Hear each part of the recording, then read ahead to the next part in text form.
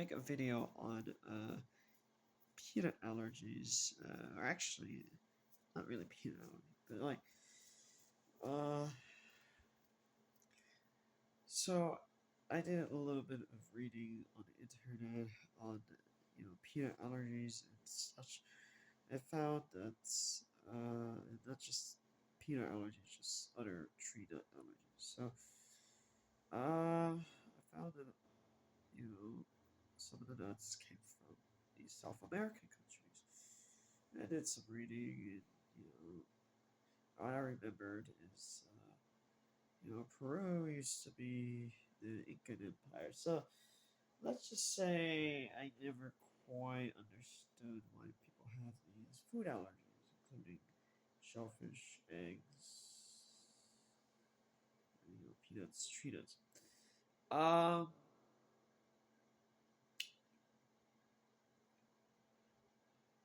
and like, I never would imagine if someone was poisoned by food. It's like, I mean, yeah, there's plenty of these chemicals that are made, and you just put it in food and have it be tasteless and even odorless. That would certainly. Anyway, throughout history, people have been poisoned, and typically, you know, a lot of monarchs had to. You get the idea. So I'm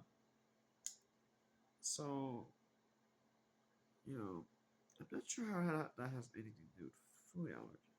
I was mostly thinking each individual food itself, um, has certain properties beyond nutritional value. So, I could study, the nutrition by looking at in the United States, food typically has a lot of food has labels, particularly processed foods. So you'll see like daily nutrition facts or something, tell you how many calories, including vitamins, the macronutrients and stuff. Um, it doesn't really tell you what the food is for. Like, um, let me give you an example. Like, we're talking about like, food allergies, like let's say peanuts or tree nuts. Uh, we clearly see that, um, you know, like, I mean, when was the last time I went like on a serious walk or hiking related? Like, there's a reason why there's trails mix is put into it. So, I was saying that people who have food allergies, they just there's certain concepts or ideas that are just they can't comprehend, which is totally fine. Not everybody has an IQ over 140. Like the average IQ is indeed 100. And not only that, there are limitations in how our brain can store information. Uh, for the most part, most people cannot store an encyclopedia's worth of information. That's why we have the internet. We have the printing press, right? That's why we have these computers, so we don't have to memorize all those things. So let's say someone with a food allergy, like you think it's a disadvantage, right? And that's not such a bad thing in many ways.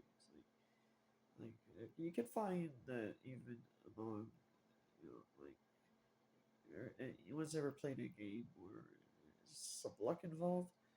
Sometimes you don't have the best luck at whatever you it is. You still have to make the best of it to be able to win the game, right? So a lot of it is a lot like that. Researching South American history won't get you anywhere. So, in terms of the peanut allergy thing or the tree nut allergy thing, so um, there are some cultures that perhaps they make it. There may be like some food taboos well, in terms of like maybe certain food is not prohibited to eat, particularly um, perhaps they might think of the food is you know the description it says that when you're talking about scavengers eating foods that come from animals who are scavengers, uh, examples include pigs and shrimp and crustacean. Um,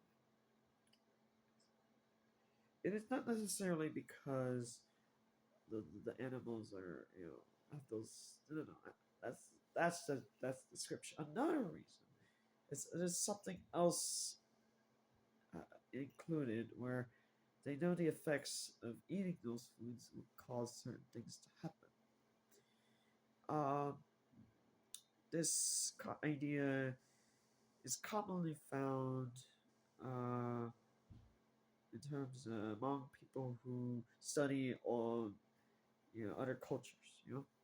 Um, and I will say that a lot of professors will not tell you this. It's implied that you would learn it from reading the course materials if you're a university student.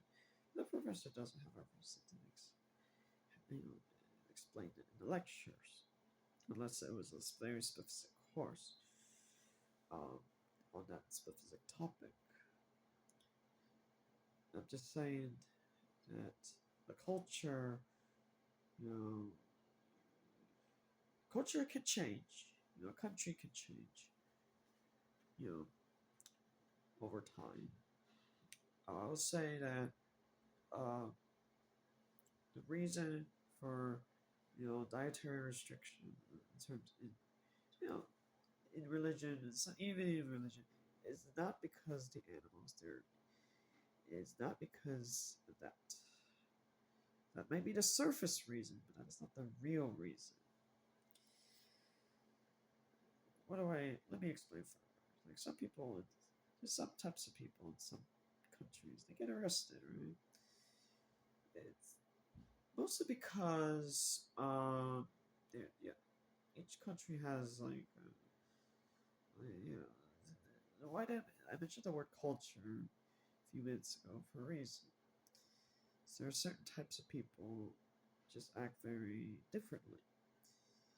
You know, they, their behavior, you know, once identified what kind of person are, it can be predicted. So, provided that the premise is correct. If the premise is not correct, there can be errors, in terms of the prediction being wrong. Um,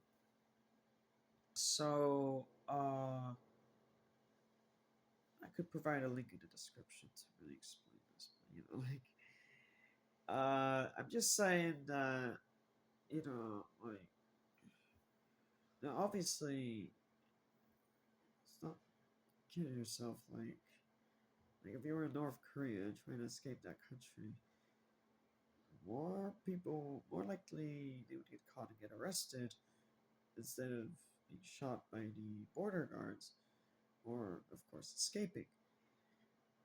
So it's like, well, what they would never tell you is that there's a surprising amount of folks from North Korea who just fled the country there, because the government's just let them, you know. You know, it's not that. It's just that it's really boring to have that in the news. Think about it. Like, there's no, there's obviously wealthy people in every country, or privileged people. Typically the privileged are quite wealthy, and obviously, you know, they can just leave the country in their public airports, including North Korea has one. North Korea has an airport. Suppose that one is rich, they could leave the country without having any hassle. They probably don't even need to pay that much, really. Um, so this type of news is boring. It doesn't really, it's not really what the audience is looking for. They're looking for just typical news, like miracle. It's a miracle. Somebody escaped from North Korea. allegory. You know, they're looking for those stuff. Right? So, it's not that hard to. Anyway, so I kind of went a little off tangent, but you kind of get the idea.